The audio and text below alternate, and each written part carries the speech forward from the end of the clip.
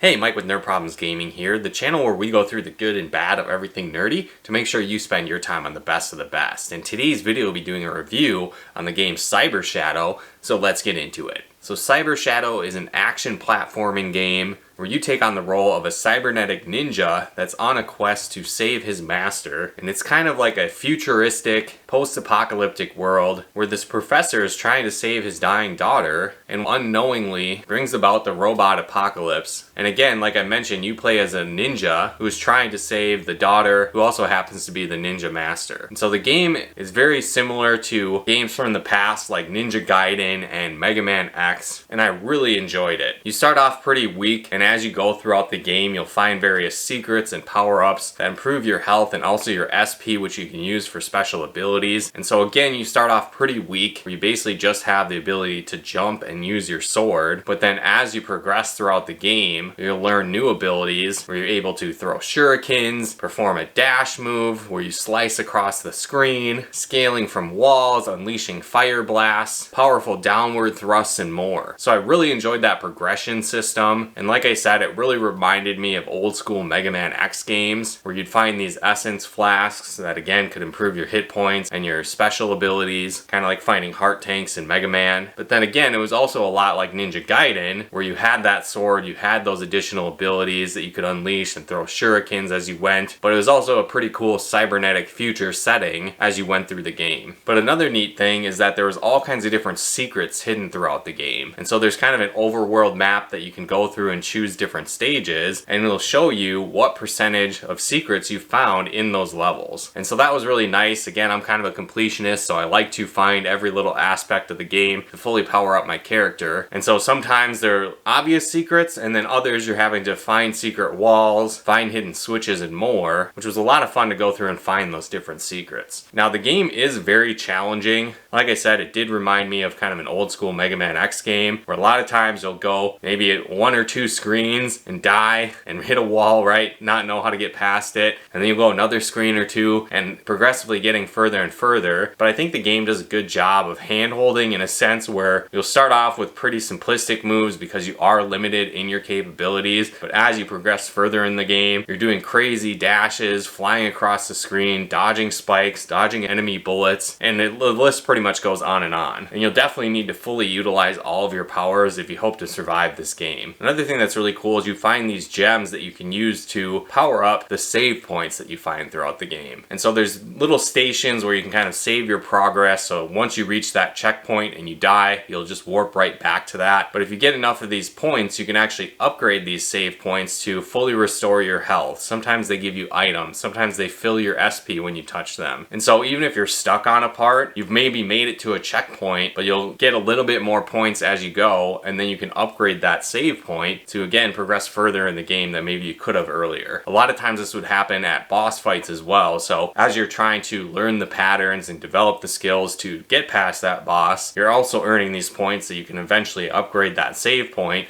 to make it a little bit easier if you're not able to get past it the first few times. But again, I think they did a really great job of blending this classic gameplay with a more modern feel to it, where it has that progression system of improving your character, you're learning the additional moves, there's secrets hidden within the level, and then using these cool cutscenes to really expand upon the story while still using this pixel art style graphics. Now the game itself isn't super long. It took me about 10 hours to beat the game on my first playthrough while also getting 100% completion. So if you don't feel the need to find every secret in the game, or maybe it's a second playthrough for you, you'll probably be able to beat it a little bit faster. But for me, really uncovering everything the game had to offer took about 10 hours. But it's certainly not a full price game by any means, so I definitely think it's still worth it. It's available on systems like Nintendo Switch, but it's also available right now on Game Pass, so if you have that, you can pick it up and play it there basically for free. I was really surprised at how much fun I had with this game, and I definitely recommend checking it out. I feel like if it would have came out on like the Super Nintendo or during that era, it would definitely be one of my favorite games today, and I would still be talking about it now now. Just like we talk about Mega Man X and the Ninja Gaiden games, I definitely think it would hold up with those if it were to have come out during that time. But I definitely recommend picking up Cyber Shadow if you haven't played it yet and adding it to your nerd library. But if you guys like this video, be sure to smash that like button as it really helps out the channel. If you haven't done so yet, be sure to subscribe and turn on the bell notifications to get the latest updates of new nerd videos we put out. And if you'd like to help support the channel, pick out content and more, become a patron of ours at nerdproblemsgaming.com/Patreon. And if you'd like to plug into our live streams and Let's Plays we do on the channel, you can follow us over on Twitch at nerdproblemsgaming.com/Twitch. But once again, thanks for tuning in,